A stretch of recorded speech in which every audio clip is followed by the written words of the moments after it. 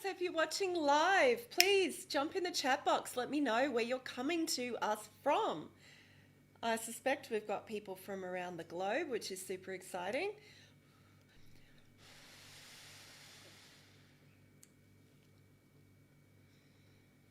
When I start doing any kind of a presentation, whether it's something like this to a larger group of people or within my own closed groups where I do a lot of coaching and counseling, I always start with a little ritual. I have my smudge, I cleanse my field using a sacred spiral of golden light. I play a little bit of bowl, which we're going to do in a second. Because even though I'm seasoned at presenting, I still got those little flutters, you know, those nervous-citement, we call it our house, nervous-citement. Nervous and excitement simultaneously. Okay, I'm going to be letting people in to the waiting room, from the waiting room. So please bear with me as I just let people in. There's going to be people streaming in over the next minute or two. All right, let's go with the ball. So if you're watching live, just let me know, where are you from? I can see the comments. So I'd love to know, where are you in the world?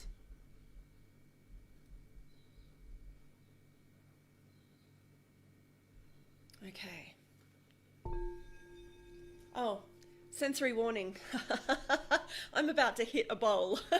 So if you've got headphones on, just maybe lower the sound for a second until you can adjust. I'm using the F note, which is for the heart chakra.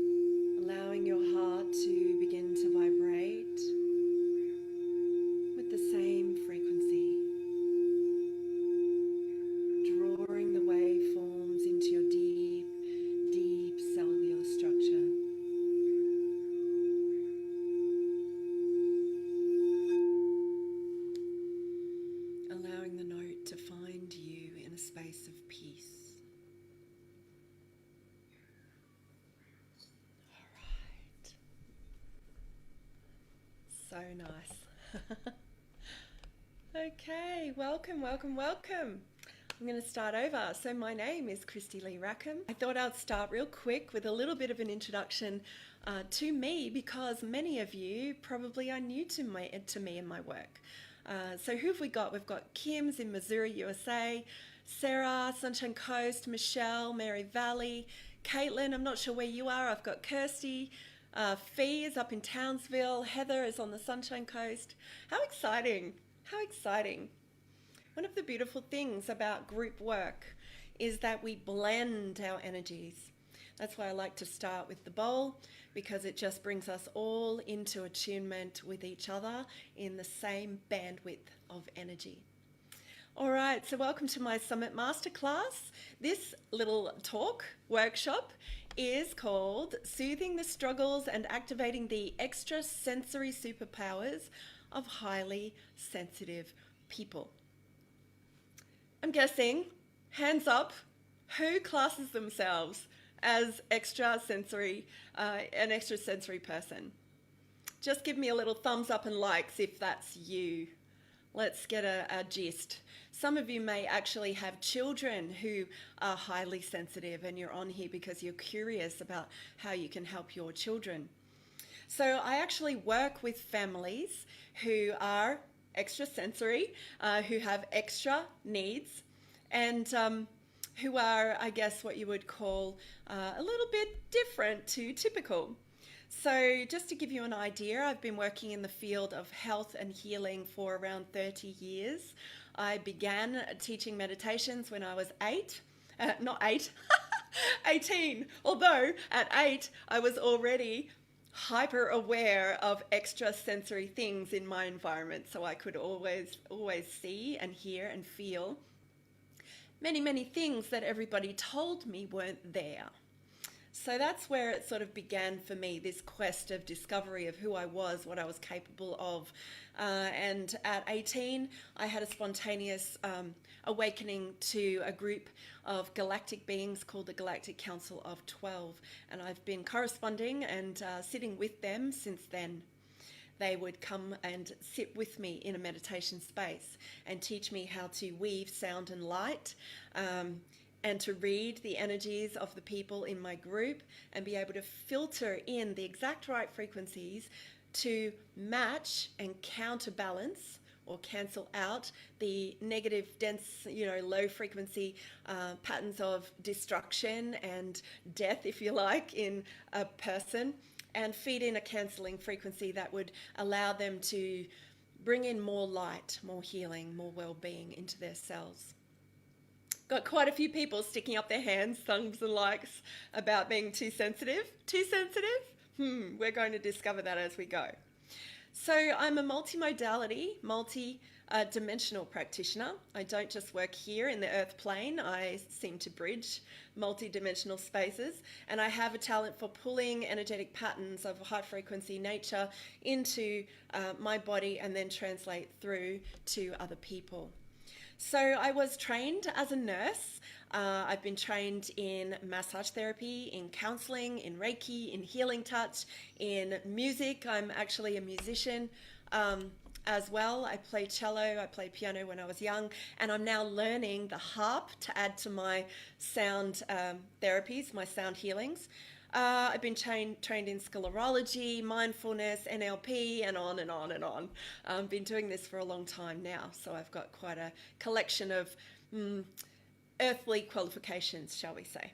So I'm also an avid researcher, and I came to my work through illness, through dysfunction, through disability, through a lot of pain and suffering and trauma, and I have had the breadth and depth of experience in that to be able to come to a place of harmony within myself and to help others now do that as well. So I love researching, actually. I research the crossover between sound, science, and spirituality. In a nutshell, my genius is frequency. Anything frequency is what I'm about. So I love to research also the connection between illness and neurology and energy. So I bridge the body, the mind, and the soul in that way through my practices. I'm a bioharmonic energy healer, which is a technique that I've developed myself. I'm also the innovator of therapeutic applied percussion, which is a brand new modality which falls under the category of tapping.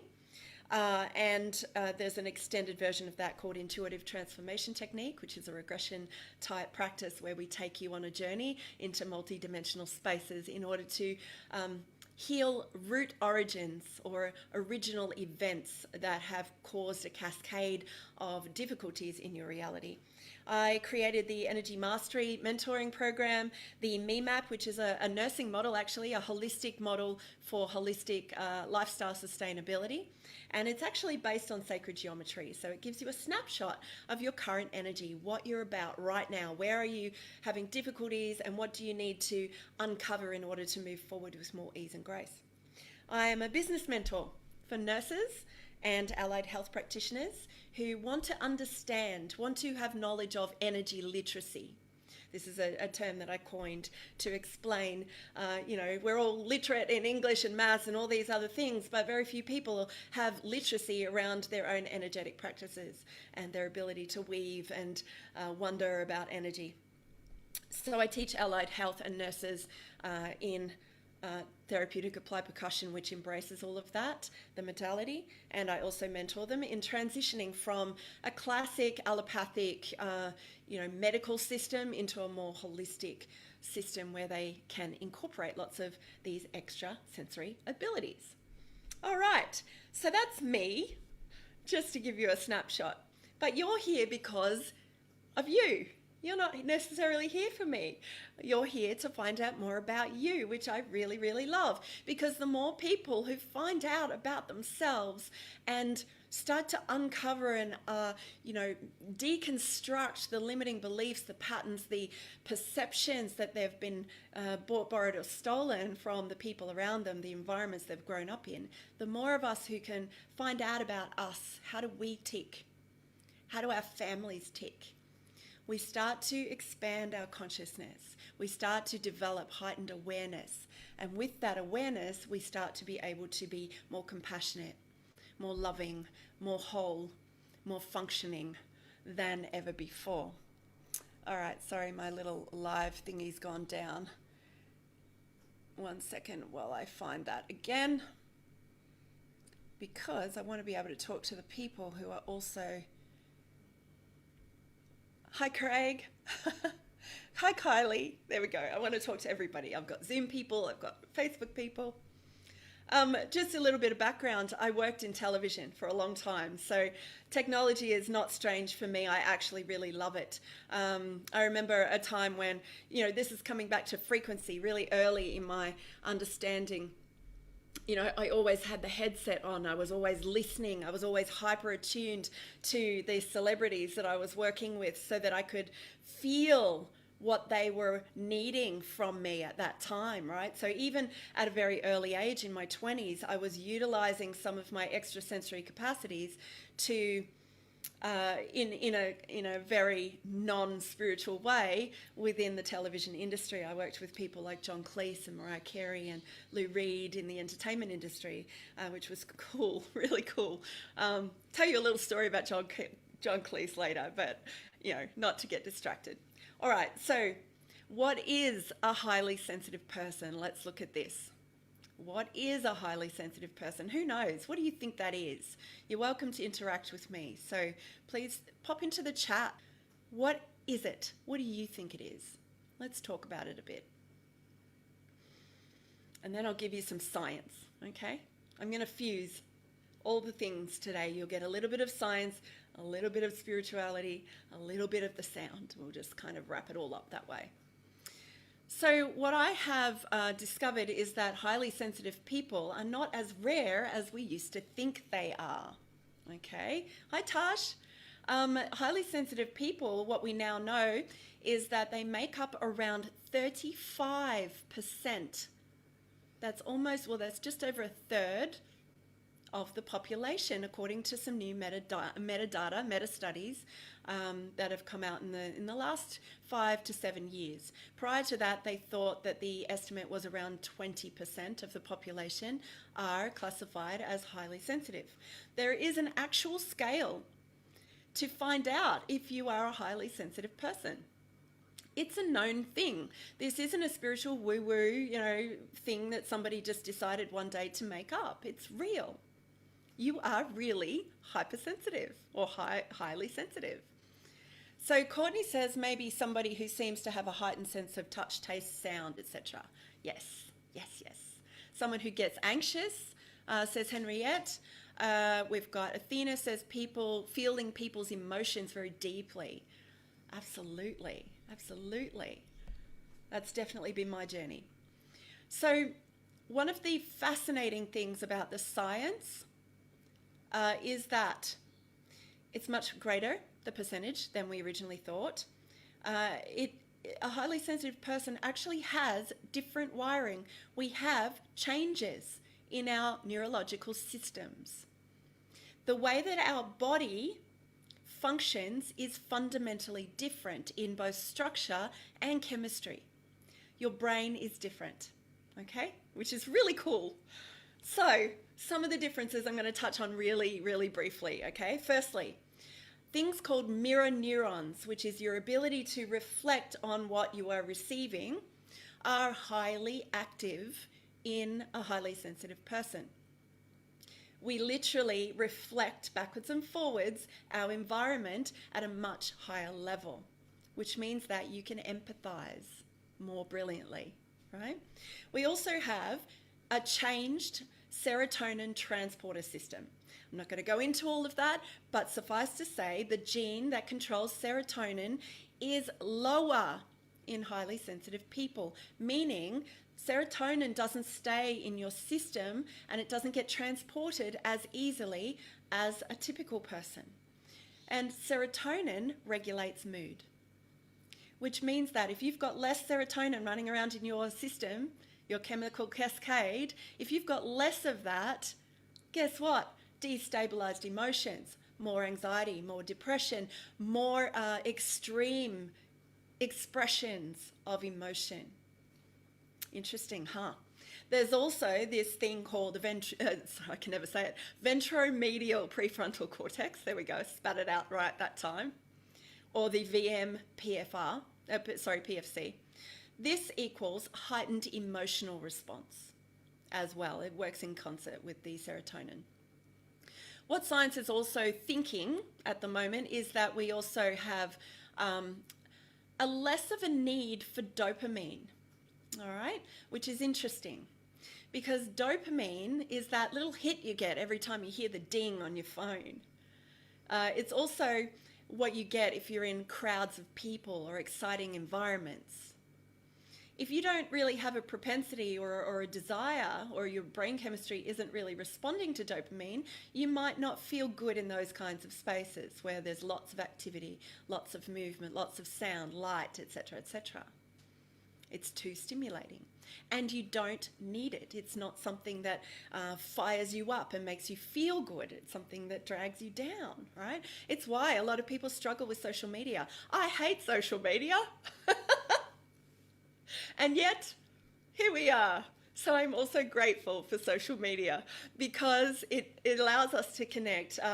Until we're consciously capable and energetically literate enough to weave and communicate through energy with others around the globe, we kind of need the internet. I happen to be good at communicating with other people around the globe without the internet. I do phone readings, I do phone consultations. I don't need to see, hear and feel you to be able to help you because I have an extremely developed sensory profile across all of the senses. I was born this way. And at a very early age, I cracked awake to it. So I started developing this on a conscious level very, very early in life. And I've systematically, given the science, right, I've systematically educated myself on each one of my senses on purpose. So I started out being visual. And then I honed that so well that I could not only see people, auras, etc., but I could see inside people. So I could see dysfunctional cells. I could see bone structures that weren't right. I could see cancer. I could see somebody, this was a really funny day. I could see somebody who had been a pot user for a really long time, not because they smelt different, although I could sense it that way as well, but because I could see the congestion in their energy field. So then I went on to develop my sense of smell. And in nursing, quick little story, in nursing, when I was studying, oh my goodness, I'd go into a room and somebody would have what they call a necrotic wound, which is a really disgusting wound which is basically eating itself away. The cells are dying. It's black, it stinks, right? But you would have to send a swab of the wound substance away. Sorry if I'm grossing you out, people. Send this away to pathology to find out what bugs were growing in it, okay? But I would walk into a room as a student nurse with my supervisor, and I would go, "Ooh, that's XYZ bacteria." And they'd be like, "What? You can't possibly know that. We haven't got the path results yet." Or they'd say, "Oh, did you get the pathology back?" And I'm like, no, I can smell it. I can smell it. So my nursing was a great opportunity to hone my sense of smell. More recently, in the last decade, I've always been into music, but sound has been a thing for me. But more recently, after I had my children, I developed hypersensitive auditory awareness. The stress of having babies, the hormonal profile changed. And all of a sudden, every tiny little sound was blowing my mind, literally. It hurt. And so then I had to come to a place of understanding sound more deeply than I ever had as a teenager as I was practicing music, cello. So we're wired differently. This is why. So hands up. What kinds of sensory things do you find really difficult? What is your biggest kryptonite when it comes to sensory situations? What is it that really throws you off? Tell me in the chat. So while you're doing that, what I want to let you know is that even though we're wired differently, what they do know about highly sensitive people is that, and the medics don't tell you this, and so I'll talk about that in a minute, but what we know is that a highly sensitive person is not pathological. You are not disabled. You are diff-abled. You are different. But not so different these days. And I'll get into that why in a minute. So what they believe about the highly sensitive person is that we have evolved. We are an evolutionary result that has been born this way to assist with survival. Our heightened senses allow us to detect things that normal people cannot detect. And this is an amazing, amazing skill. However, it can be our kryptonite when we're not mastered at it. We're not literate yet at what our energy is doing. So we're better equipped for survival, particularly in this age. Okay? So let me check. What have you all said here? Non-stop talking. Kim's highly empathic, so you're feeling, Kim. You're a feeling person. Henrietta, talking, I imagine, is sound. Athena is noise, intense emotions, overstimulating environments. So it sounds like noise is your kryptonite, Athena. Mona says people's emotions, so you're a sensing or a feeling person. Same with Sarah. Who have we got? Devi. Smell, sound, touch, sight, so all the things. Yeah. Yep. Sound for Caitlin, Craig, other people's energy and environments. Courtney's family member emotions, sound. Kirsty's legs are tingling listening to me. So that would be somatic or feeling, sensory feeling. Somatic is the scientific term. Feeling for Fiona. Yeah, right. Cool. So we've got a mostly feeling and mostly sound. Isn't that interesting? Which is appropriate given that that's my wheelhouse as well. I'm deeply, deeply empathic, but I use sound to heal. Touch as well. Yeah, cool. All right. So how does it affect you? Now, we know that the highly sensitive person, we know that we have greater emotional responses. We know that we have greater ability to mirror other people's experience. We know that we have high sensitivity. What we also know is that highly sensitive people are really susceptible to rejection. They're rejection sensitive. Okay. Rejection sensitive dysphoria, thank you to my partner for alerting me to that term, is a common thing. I've since researched that because it's very common with ADHD. Touch, taste, sight, smell, sound. We know that we're sensitive to those, but there's usually one or two that you're particularly sensitive to. That's your kryptonite, the thing that takes you down when you're out and about, right? And you're like, oh my God, suddenly the anxiety rises, or, you get this overwhelming wave of, stuff, and you're like, whoa, what just happened? I'm super dizzy. This happened to me on the weekend. My partner and I were walking through a fair. It was an expo. And I was doing well. I was having a great time. It was awesome. There was enough space, it was outside. But I walked into a tent, a woodworking tent, and suddenly I was surrounded by people in a closed environment, and I am so sensitive that I suddenly become super dizzy. My stomach lurched and I went, oh my God, I've got to get out now. I've got to leave now. I need to get out. And I walked out and I went all woozy in the head, and he's like, oh my God, what happened? And I'm like, nothing happened. It's just I was in a closed space and everybody's energy was focused in on this tent, and it was too much. It was too much. So I had to go and sit and ground and, have some sugar and do all of these sorts of things to bring myself back into rightful space. So, common manifestations of oversensitivity or hypersensitivity: anxiety, depression, pain, fatigue, overwhelm, meltdowns, and the list goes on. Over time, this can be chronically compounded and you start to generate dysfunction in your cells, otherwise known as disease or dis-ease. You are not sick necessarily. If we're talking about frequencies, okay? You're not sick. You're not broken. You're not damaged. You're not any of those things. You're not wrong. You're not too sensitive. You're not too much. You're not too harsh. You're not too soft. You are beautifully, irrevocably, sensitively awesome, differently wired. And when you can get into that, when you know that about yourself, you can start to work backwards through the dysfunction that has manifested in your cellular structure as a human. You can work backwards.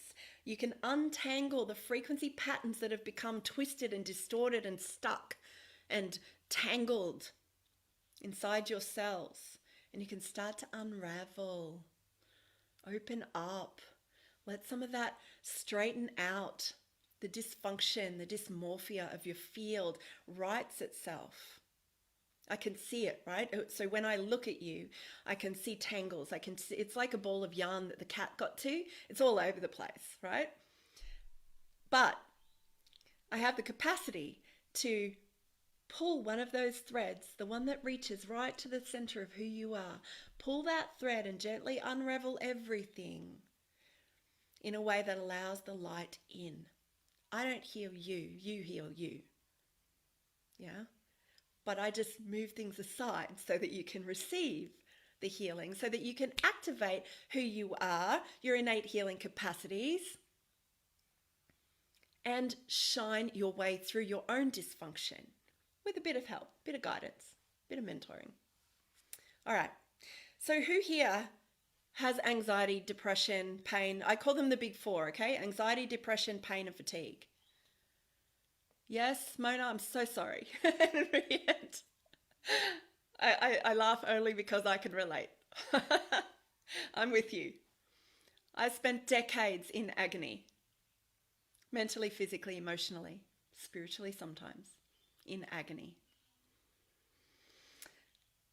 It is hard to be a highly sensitive person in this world because we are surrounded by insensitive people a lot of the time. And if COVID taught us nothing else, it taught us, number one, we need to look after ourselves better than we ever have in our whole lives. We need to figure our shit out because we're needed. Highly sensitive people are needed. You have talents. So, the kryptonite. Underpinning every single kryptonite issue that you have is too much stress. Write this down. Too much stress. So you're not too sensitive, too much, too little, too this, too that. But you are experiencing too much stress for your unique composition. Bottom line. Stress toxicity. That is the big kryptonite. When you can solve your stress problems, enormous change can happen very, very quickly. And when I say quickly, it depends on everybody. My path in life is to always heal more, travel deeper, go into the quantum spaces and untangle the subtleties of the universe, okay? So not everybody's built that way. That's my way. But, I will keep going. That's my quest. Everyone has the capacity to heal their stress load. It could take 3 months if you've already been on this journey for a while. It could take 3 years if you're anything like me. So far, 3 decades. And I'm okay with that. Because we do have time. If we don't get it right this life, we just come back. Okay. So the beautiful thing about your kryptonite is it is also your key to your healing capacity. It is your key to your gift. The reason you were born on earth now is highlighted by your kryptonite. If you have a hypersensitivity to sound, guess what? You're probably a creative. You're probably a musician. You're probably soothed by the sounds of birds. You're probably in tune with the frequencies of the earth. You probably can hear messages from spirit. You probably have the ability to hear the nuances in the cry of a baby and know what it means. Beautiful. Feel somatic. I used to be a massage therapist, right? So I honed my tactile, my sensory, sense of feel quite a while ago. I can detect subtleties in temperature change. People who are somatic usually end up as body workers, or they might do something with their hands. They might be creative as well. Do something with clay, So can you see that your kryptonite can be your cure? If you are tactile, you need touch. COVID really did a number on those of us with the need for tactile input, right? We couldn't hug anyone. Our serotonin levels were just bottomed out and our oxytocin was non-existent. If you're one of these people and you don't have access to others, you need to get really comfy and familiar with your own self, your own vehicle, your own body. Do this. Reacquaint yourself with yourself. Hi, body. I missed you. Talk to your body as if it's your best friend. All right. So I have so much to say. I could talk for hours on any one of these little tiny details. So I'm just going to keep flipping through my notes to make sure I'm getting all of it. Okay, I don't want you to miss out on anything that I've got to say here today because it's exciting. It's exciting. I'm excited. Even when somebody comes to me and they say, oh my God, I've got so much pain, I get excited because it means that they're in a state of healing because they've become aware of their physical reality and they've gone, I need to do something about this. They're ready. They're ready to activate their own intelligence, their own potential for healing. And if they're in pain, they're probably their kryptonite is probably touch, which means their key is that they're probably lacking in some kind of body-focused requirement. So your kryptonite is your key. Write that down too. My kryptonite is my key to my healing. All right. So before we keep going, I will talk about this. Okay, so I touched on it already. I have walked 3 paths simultaneously to get to you here today through all of these different tracks that allow me to talk to you about science, about sound or frequency, and about spirituality. I was a multidimensional person from a very early age. As I said, I developed all these senses through my life experiences very, very quickly, very early. I walked 3 paths simultaneously in my early days. I was healing at my family's, natural therapy centre in Melbourne. I was doing meditations that were guided and channeled, as I said. I was doing healing. I trained as a healer early. I worked with Dr. Bruce Lipton and Greg Braden. Some of you may have heard of them. If you haven't, look them up. Oh my gosh. I worked with them and another guy called Dan Winter, who was a quantum physicist. I worked with them at 18 through to about 25 years old. So I was introduced to this stuff before it was common knowledge, before anybody knew about epigenetics and heart frequency and all of these things. So I was very blessed. I also met with a spiritual teacher called Credo Mutwa, who was a spiritual leader of the Zulu tribe. It's like sitting at the foot of Jesus, if you can imagine what that's like. He was just amazing. I used to have dreams that would tell me about wormholes and quantum physics and sacred geometry. So in spirit, I was already activated. Channeling from a very early age. I had a surgeon. You can read about this, chapter 7 of the book, right? I won't go into it now. I also was a musician, so I studied music. I'm studying harp. I was an artist. I used to paint. I still do. I love ceramics. It's just my favorite thing of all time. And I also worked in creative industry. So I worked in television and the entertainment industry. So John Cleese, very intuitive man. Here's the story. I think we're in Sydney, and I was doing a conference with him, and we spotted each other. And you know how you, as a sensory person, you magnetize to people? You'll be like, oh my God, I know you, right? You feel that connection. That happened very unexpectedly with John, because I'd worked with lots of different people, many of them divas and not very nice to hang out with. But we kind of gravitated together, and we got talking, and it turns out he told me, I went into his suite, I was doing a rehearsal with him, and I noticed a picture of his Tibetan Rinpoche on his Tibetan master on his table. Like, oh, Rinpoche, oh wow, and I can't remember the name of that particular man. At the time I knew. And he lit up like a Christmas tree. And we got talking about Buddhism and meditation and these sorts of things. What an amazingly highly sensitive freaking genius is he. We picked each other. Yeah?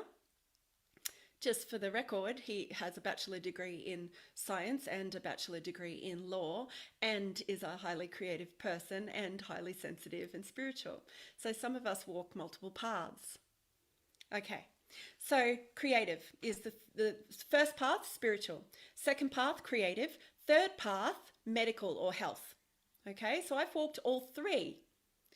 Which one did you walk to get to here now, to this moment that brought you here to this session? What over your life have you walked? Do you have knowledge about? Because your career or your family or your lifestyle took you down that particular path. Tash says creative and spiritual. How beautiful. Dan Winter is amazing. Oh my gosh, you know him? I can't believe it. Have you been to something of his? Yeah, I did an experiment with him in the Blue Mountains before heart resonance was known about. He hooked me up to electrodes because I had the ability to alter my emotional state at will and alter my spiritual frequencies. I could alter my brainwaves. And so he hooked me up, and we recorded the frequency of the heartbeat coming out on a very rudimentary computer with very rudimentary software.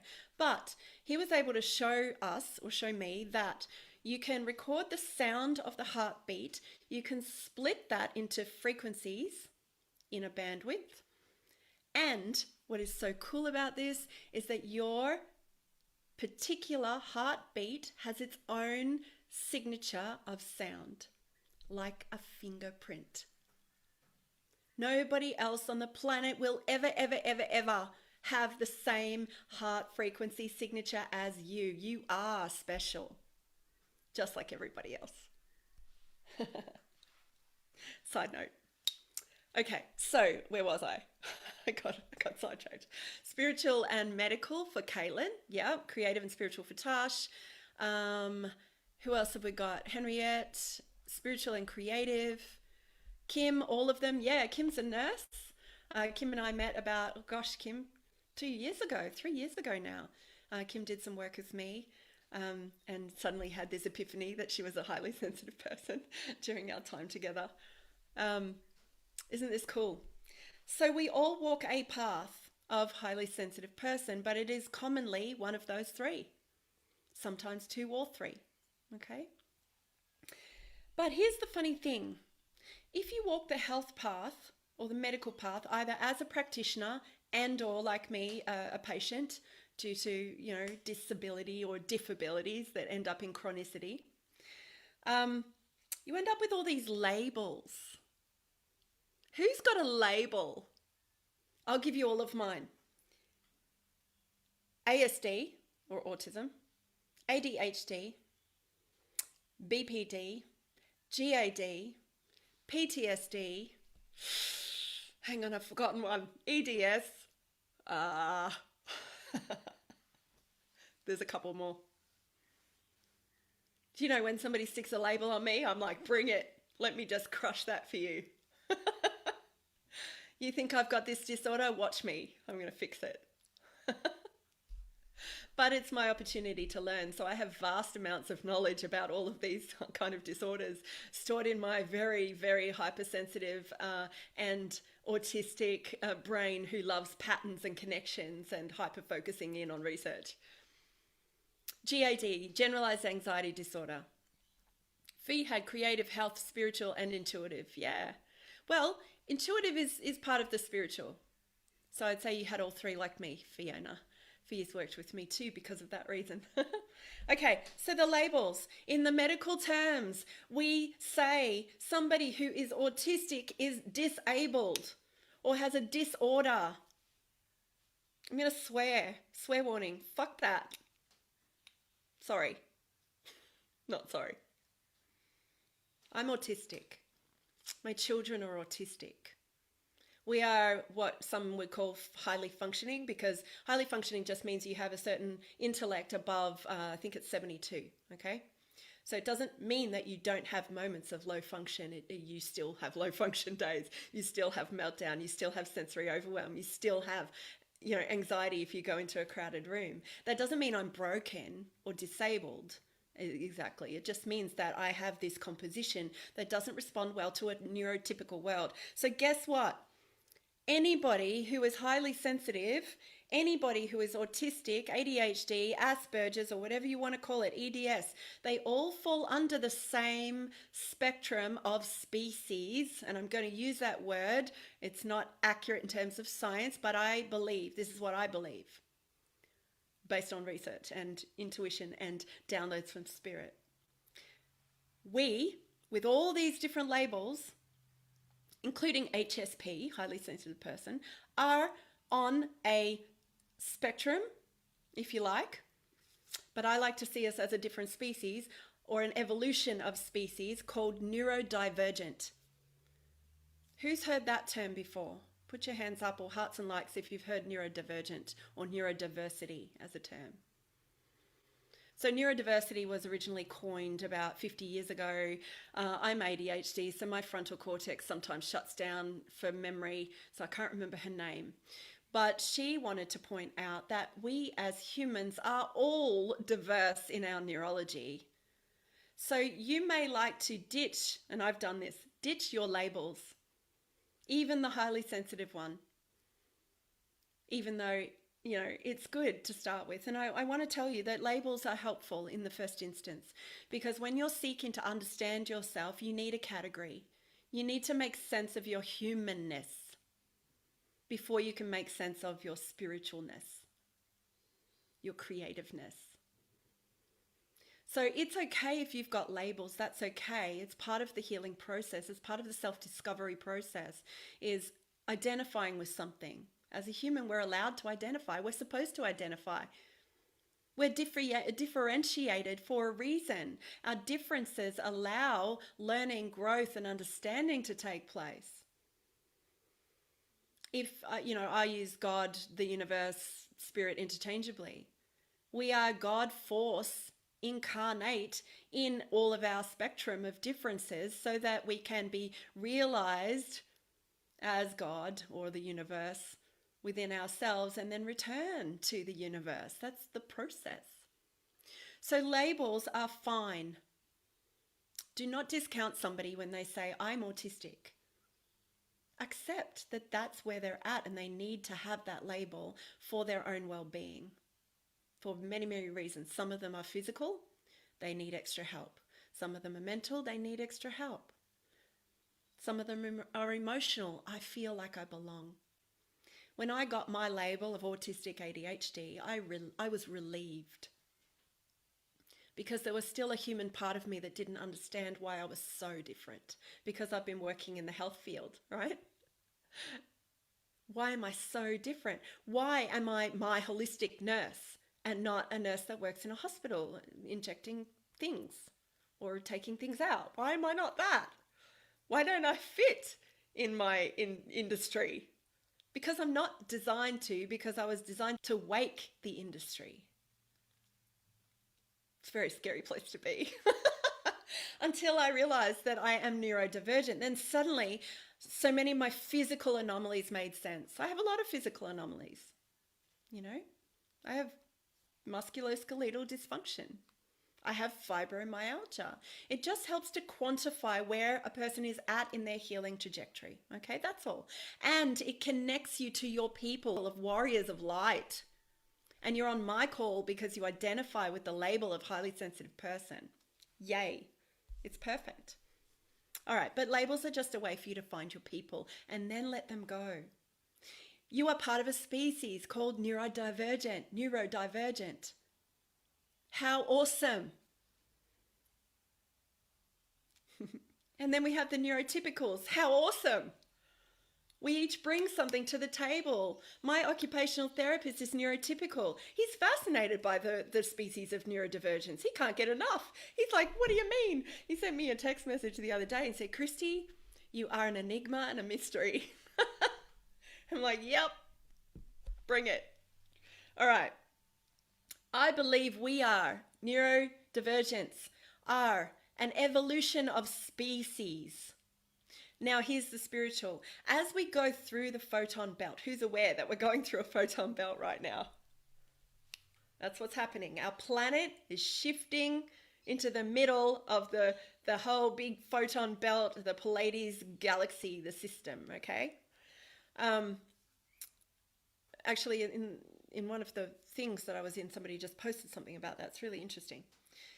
As we move through the photon belt, humans are subjected to huge quantities of frequencies of light and sound that we have never, ever, ever, ever, ever experienced ever before. A lot of evers. We are at such a unique point in history, a convergence point, a nexus point. And each one of us is a nexus point within ourselves that has the ability to cast off negativity and embrace and embody the light through our neurodivergent sensitivities and kryptonites.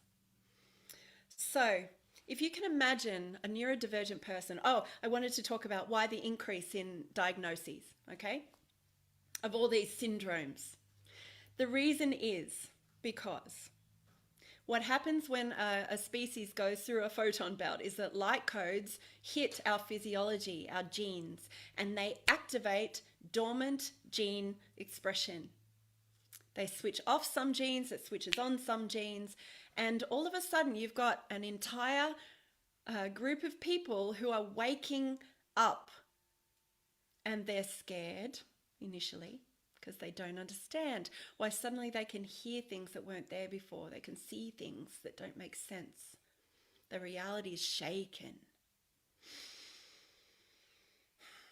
You can imagine that a person who has just woken was like a lump of coal deep in the earth. And the amount of pressure that the earth had put on that lump of coal had gotten bigger and bigger and bigger.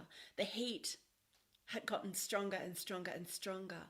And then they transmuted into a diamond. We, as neurodivergent people, are the diamonds, the multifaceted, multidimensional diamonds that humanity needs.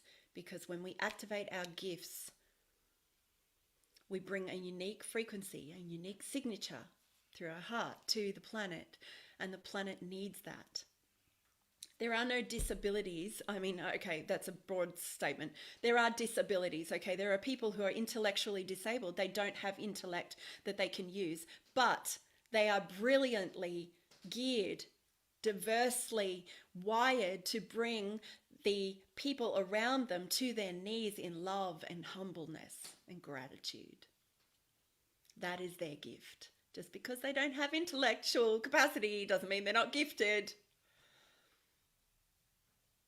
Physical disability. My son has a physical disability. he experiences pain and fatigue. His musculoskeletal system is mutated. He doesn't produce collagen the right way, or the same way as everybody else, I should say, which means he has to access different parts of his composition as a human in order to function. And because of that, he's freaking innovative. Oh my gosh, innovative. He's going to change the world. Every single one of us is going to change the world if we can activate and then optimize our gifts. So I had a client, beautiful lady whose son is intellectually disabled, and I watched them on a Zoom call. He was so sweet. He's like 18. And she's talking, and she was trying to absorb what I was saying, and I could feel the stress in her body, and she was pretty tired and really struggling. And just out of the blue, he's got his headphones on. He comes up and he just hugs her. And I felt the love. We were in different states. He melted everyone on that call. The love emanating from this kid was just pure as. We're all gifted. I have a 12-year-old client who has Ehlers-Danlos syndrome, same as my son. She has musculoskeletal anomalies and pain and fatigue, and she has autism, and she is phenomenal. I was talking to her. She's saying, I've got this pain in my side. She's 12. It's below my liver, right where the ileocecal valve is. I'm like, what? In my head, I'm going, what? How do you know what the ileocecal valve is? I know what it is, but I'm a 48-year-old ex-nurse. Blows my mind. She wants to be a cardiac surgeon because she innately understands that the heart is the central core of any human being, and it is the gateway to healing, to spirit, to soul, to the universe, to the knowledge. She already has the knowledge. She's downloading it like this. It's crazy. All right. So, gosh, running out of time. How are you all going? How's this sitting with you? How is this sitting with you? It's a lot, right? But is it landing? Is it landing? I'm going to go back through comments while you're writing. How's it all going? Henriette says it was too stressful to be labelled. Yeah, fair enough. Fair enough. Don't label. It doesn't make you who you are. It just gives you a definition if you need it. Yeah? But if you don't want to be trapped in a definition, you don't have to be. Sarah has ASD. Cool. Michelle has a heart. Sarah, yes, great. Going great. Thanks. Will we have access to the recording? Yes, absolutely. Yeah, there's a lot in it. It's good to play back. Now, how do we help a highly sensitive person? This is what we want to know, right? I've given you some really good clues already. Your kryptonite is the way. You need to lower your stress load in every way possible. But that's just the start. There are 3 things you need. You need support, you need skills to manage your stress, anxiety, depression, etc. Those things that have accumulated over time because you might not have gotten, clear on everything yet. No shame in that. We all come to this at different places, and you're exactly in the right place at the right time. Self-discovery and soul discovery is super key. If you are only using mind and body to come to a place of healing, you are going to take a long time. Okay? We're here to do all 3.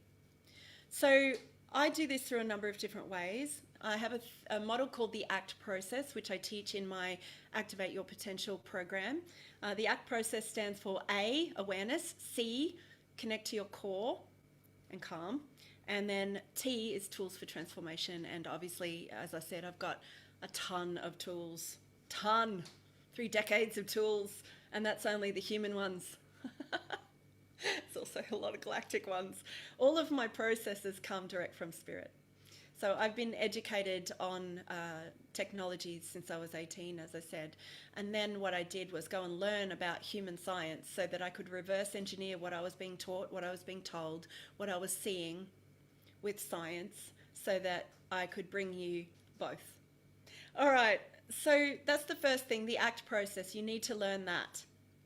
And there are nuances to that. Second thing is you need to heal your energetic congestion, meaning get to the bottom of some of the original events that created the trauma that lives inside your cells. And I use the term trauma loosely.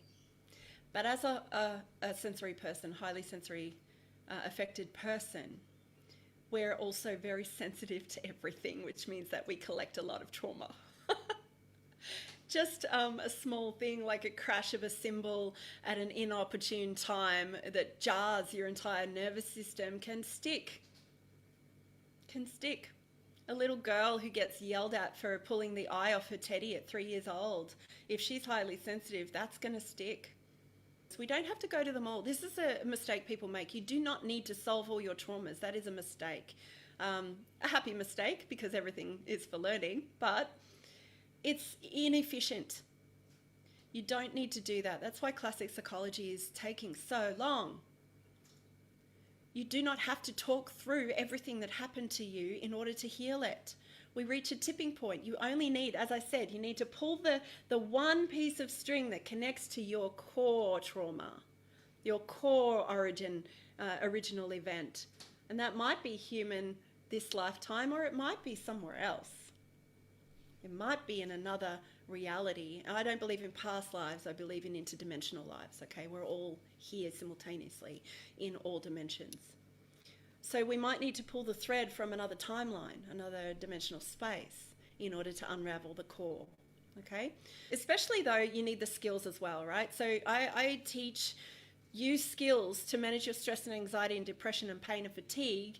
And we incorporate frequency devices or assistive technology too if you need it, because I don't want people to come to me to solve their problems. Going right back to what I said at the start, you are your own best healer. You can learn to know yourself better than any doctor, any nurse, any practitioner. You, when you have the skills to decompress your stress load, will know which practitioner to go to and when to get the best results, right? It's innate intelligence. Okay. So that's the other thing, healing energetic congestion to activate your gifts, right? Lower the stress. Learn how to manage your stress in daily life. Learn how to implement frequency technologies to assist that process. Then have some sessions. You might decide to work with the me map. So looking at the me map gives you a snapshot of where you're at every single day. The 12-year-old I just talked to you about, she does this creatively every single day. She draws her flower, the flower of life. She draws the flower. She paints in where she's at in each of the 6 domains of the me map as a tracking device. Because with ADHD and autism, it's very hard to track past and very hard to project future, because we're now focused. We're now focused. That's the other cool thing about highly sensitive people. We are literally wired to be in the now. That's where our potency lives. All right, and the fourth thing that you need is a mentor, a guide, a coach, the support. We are not islands. We are hyper interconnected. Our energy fields, as I talked about, extend about 3 to 6 feet from your body, depending on how developed your energy field is. I have techniques now where my physical energy field will extend a very far way. You know, I've always needed a lot of space. I've always had a big energy heart signature. It's always been quite pronounced. I need a lot of space sometimes to just be in my own heart field. But I have a capacity to extend my energy around the globe, which is pretty fun. So when you have a mentor, a guide, and a coach, and I do, everybody needs somebody. You all need somebody. It doesn't have to be a professional coach, but you need somebody. All right?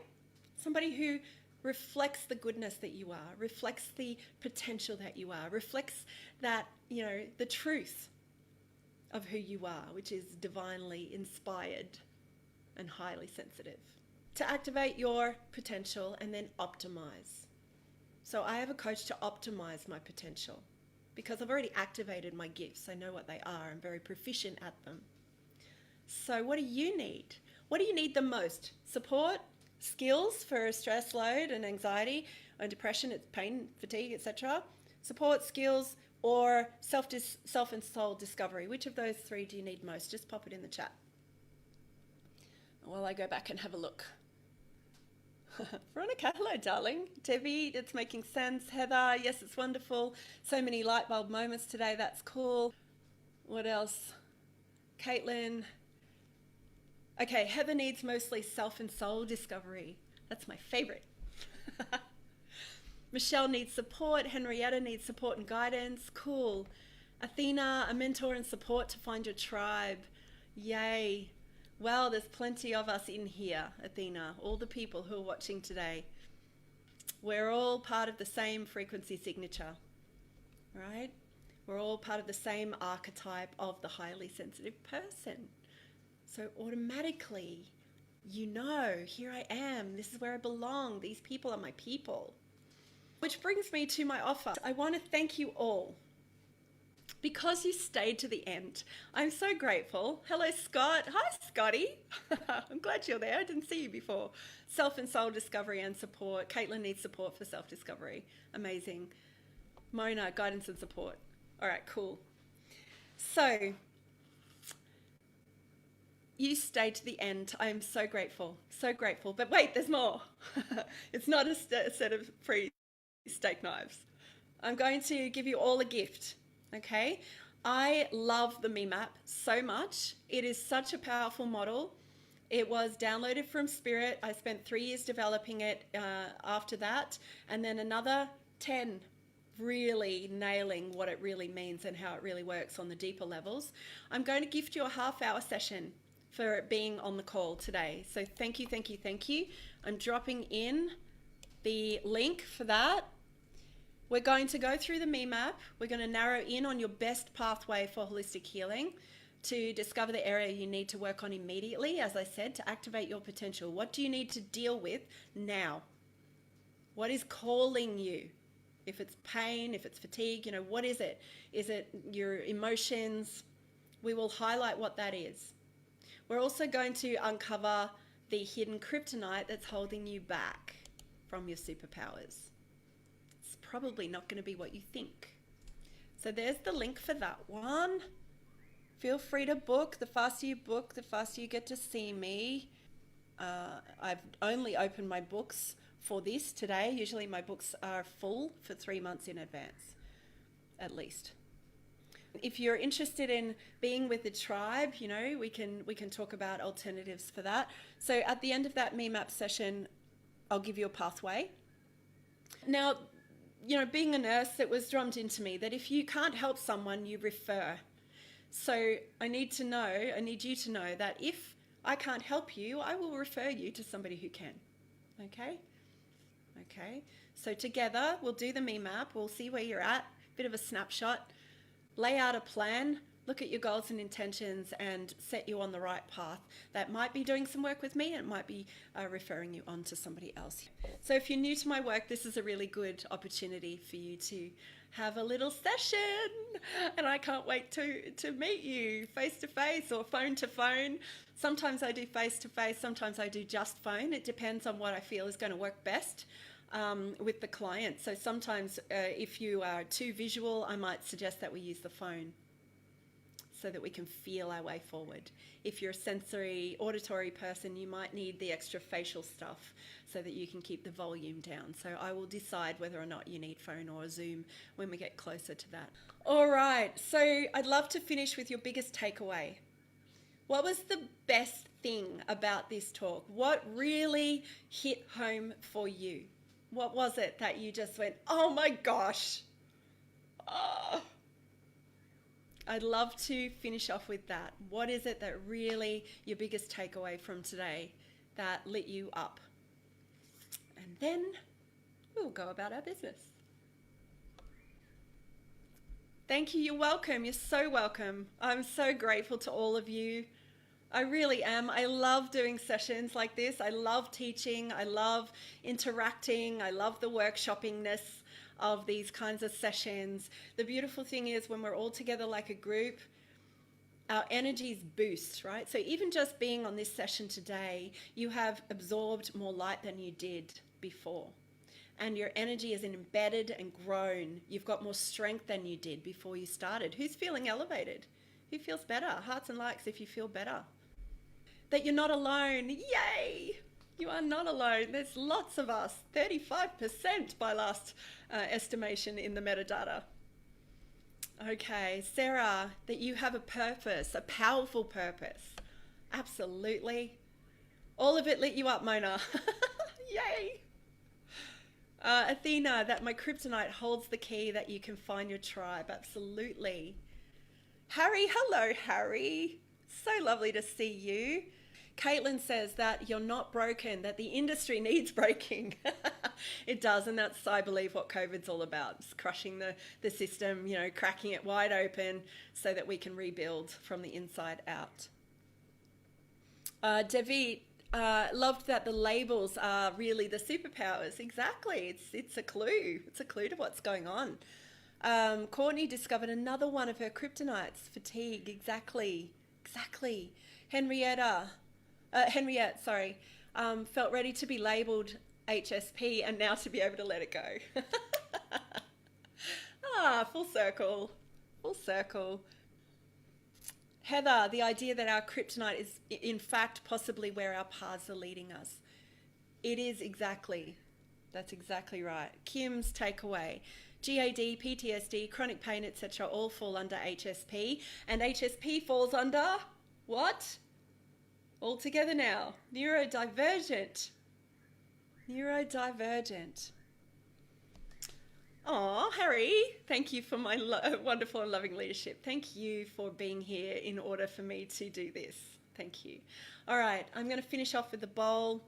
You are welcome to stay and listen if you need to get off. Thank you. I really loved having you on here. If you want to know more about me, go to KristyLeeRackham.com. All right, here goes the bowl.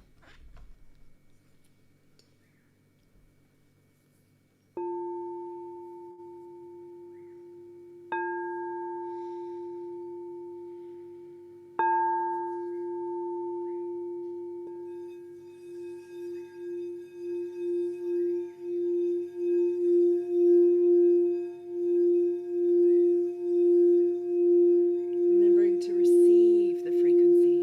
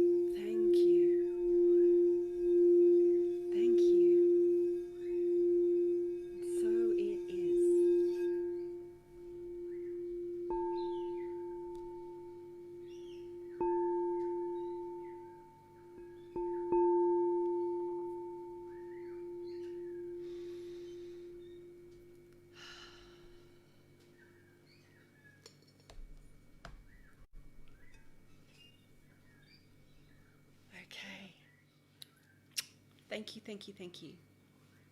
Have a beautiful day.